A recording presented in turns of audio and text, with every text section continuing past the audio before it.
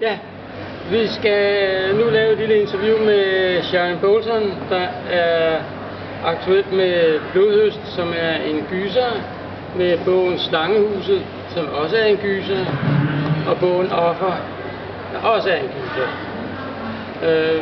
Vi vil nu høre lidt om Sharon, hvem Sharon er, og hvorfor hun skriver det, hun gør. Sharon, hello, Hi, welcome. hello, thank you. Yes, I should like to hear, why are you writing horror stories? Well, they're not horror stories, they're just scary, creepy stories. Yes. And I write them because they're the sort of stories I love to read. Yes. I like nothing better than a dark, creepy story. I always have. The sort of story that when you open the book, you're looking behind you, checking that the door's closed, the windows are locked, yeah. and then if you're quiet enough, you can almost hear those fingernails scratching down the window pane. I just love that in a story, and that's what I try to create in my books. Yes. I think there's something in the human condition that loves being scared. Yes. I spend a lot of time trying to work out why that should be. And I think it's because we live in a very scary world, you know, that nasty things could happen to us at any time. And we deal with that through our fiction, through our stories. I think we always have. When we were cavemen, when we sat round the campfire at night, we told each other scary stories. It was our way of dealing with real fears. And we still do it thousands of years on. I think it's very healthy. Yes, I agree. I agree. It makes the scary world yes, it's go our way away. of rationalising it and planning how we deal with it. And it just calms us down. It's good for us. It's good to be scared. Yeah, you find a catharsis in it. Absolutely, Yeah. yes. Yes. So now I read this Offer, which is a horrifying story. No, it's not. No, it's not. Yes. What made you write this book? That's a very personal experience behind that book. I was on a skiing holiday. I was in Austria. It was New Year's Eve, and I was in a small town in the Austrian foothills. Yes. And as the clock struck midnight, I was in the town square, and it's snowing, and people started to dance in the square. And the first line of a novel came into my head, and it was, I danced in the snow as the clock chimed in the new year, and a monster grew inside me. And I thought, ooh, where did that come from? But you know, that idea stuck with me for years. You know, the idea of a woman who desperately wanted to be pregnant, conceiving something that was in some way alien and that would bring about her downfall. Now, my husband and I had fertility issues for many years. We tried to conceive, start a family. It didn't happen. So it took on a particular resonance for us because the whole idea of babies became very important.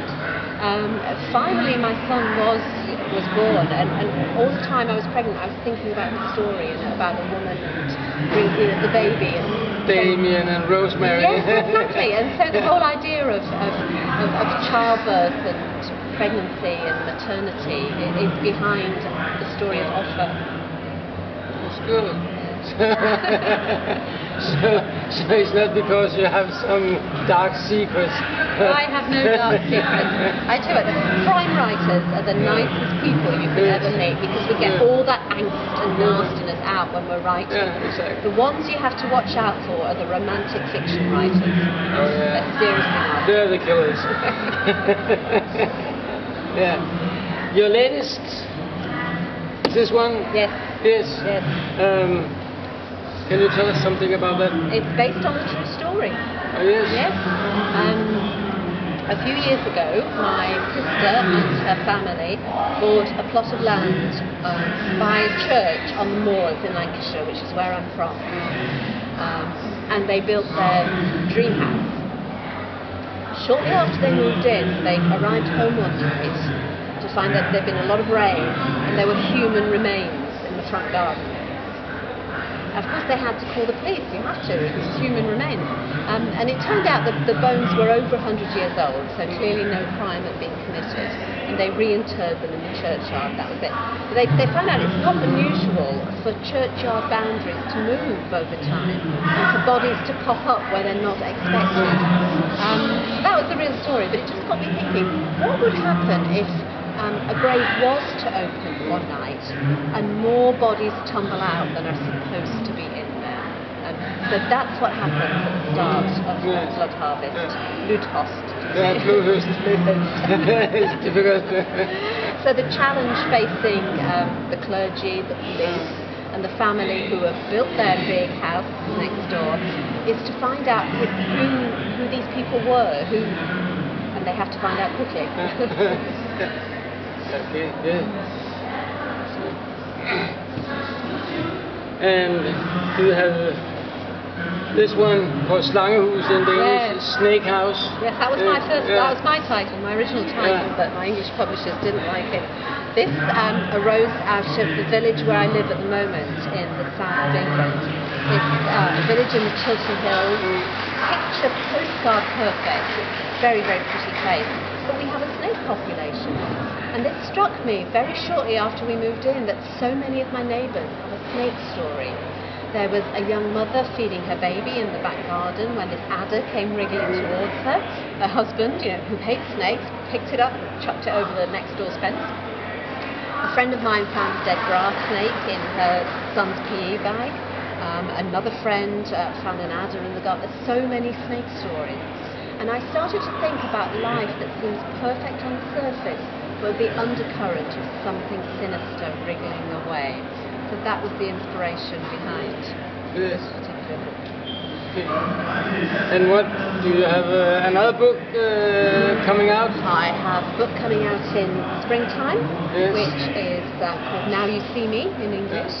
And it's Now You Don't. No, it's a contemporary twist on the old Jack the Ripper stories. I don't know how famous Jack the Ripper is in Denmark. Oh, it's well known, of course. One of the most notorious serial killers the world has ever known. And I've long been fascinated by him because there's something almost supernatural about the way he operated. In the most crowded parts of London, he attacked women, killed them in the most vicious manner imaginable in 15 or 20 minutes. Then he disappeared. Nobody saw a thing, nobody heard a thing. To this day we have no idea who he is or who he was. He's almost like a phantom. And I got to thinking, what would happen if there was another killer as clever and as lucky as Jack the Ripper? So in Now You See Me, there is. He's back, or he appears to be. Well, royalty sometimes has its privileges. Yes. Many people have theories about him being royalty. The most fascinating thing about Jack the Ripper is a number of conspiracy stories surrounding it, and the most famous one of all being that he was the grandson of Queen Victoria. Is that right? And somebody was telling me last night that Prince Albert Victor, the prince in question, his mother was Danish. So Jack the Ripper was half Danish, if you believe that story. I don't actually, but it's a good story. No, I suppose no one will ever find out. No, we will never know. Well, then we have something to look forward to. Well, it's my favourite of all the books I've written so far. Now You See Me is my favourite. So okay. Hope you enjoy it. Yes, I hope so too. Thank you. Yes, thank you.